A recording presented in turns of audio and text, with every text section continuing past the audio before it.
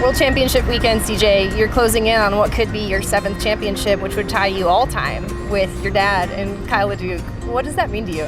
Oh, you know, it's a huge step. Obviously coming through short course and starting from super buggies and making it all the way up through. So it's awesome to be able to put your name on the pedestal up with them guys at 27, and just hopefully we can keep the ball rolling, and number 7's not the end. But we've been racing smart all year.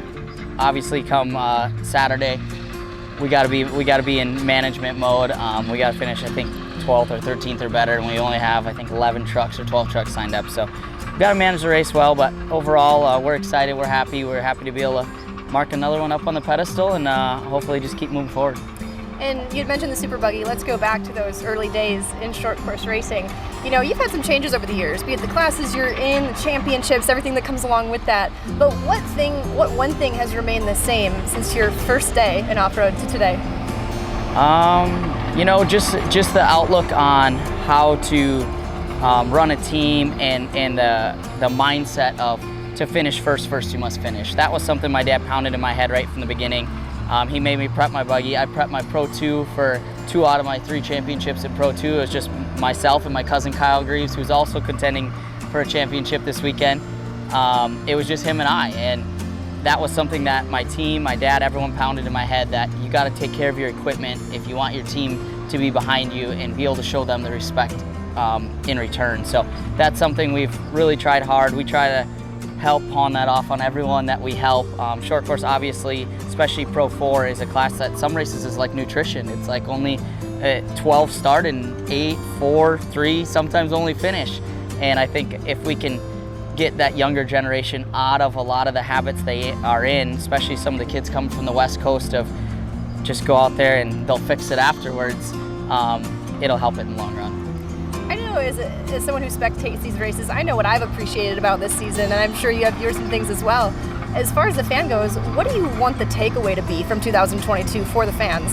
Oh, you know, 2022 has been a crazy year. I mean, the championship's great and all, but I think some of the Pro4 races that have happened this year have been epic. They have been the craziest races I think we've ever seen in Pro4. Myself and Kyle have come a long ways in racing attitude and how we drive each other, and I'm very appreciative to that, and I think the fans are as well, and probably him as well.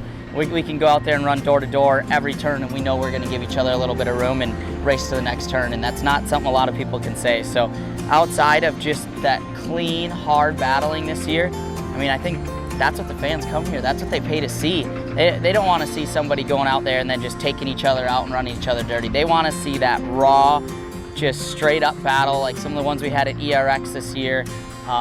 There's been many of them. So overall, just happy with the class itself. I think has come a long ways. We've got some new contenders in there. We got a couple more hunting, and it's only going to get more exciting. I got to ask your dad this question. I want to ask you, what are your hopes for the future of short course? Man, I think, I don't know if it was Kyle or who said it, but everyone always says short course is like the greatest kept secret. I wish it would get the publicity it should. If more fans got here, I mean, you go to a motocross race. Do I love motocross? That was my background. That was like my heart and soul growing up, was motocross. And I can go to one of them races and it's cool and it's fun to watch, but it isn't action-packed like an off-road race. I think if you got 50% of them fans to come to an off-road race, they would be mind blown. And then the same as like the stock car world, in the dirt oval world, they have late model races, all these different styles of racing that just completely sell out these huge stadiums and huge tracks.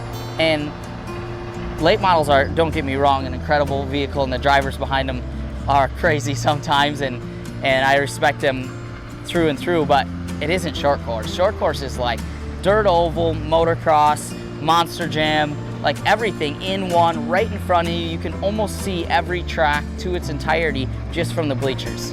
Not just the racing product, but I will say, like, the late model drivers, they got some attitude. They'll tell it like it is, but I don't think it's anything like you guys out there, which makes it so much more fun to follow along with.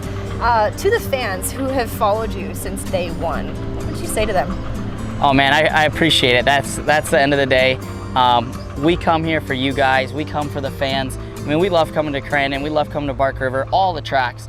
But Crandon and Bark River really have our through and through fans. I mean, there's people that have been watching me that have memories of me racing a dirt bike here before I ever even raced short course.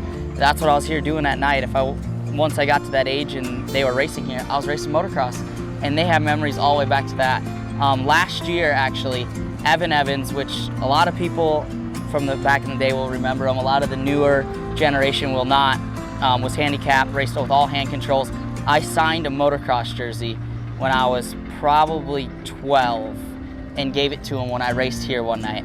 And last year, he brought it back with my signatures on it, his signature on it, and gave it back to me. So that's something you'll only get in short course with short course fans, and we appreciate everything. That's why we come here. We come here, we do apparel as much as we hate doing it, because it's like we have so much going on. We know that it's important to our fans. It's important to the people that come to the track, and we wouldn't be here without them.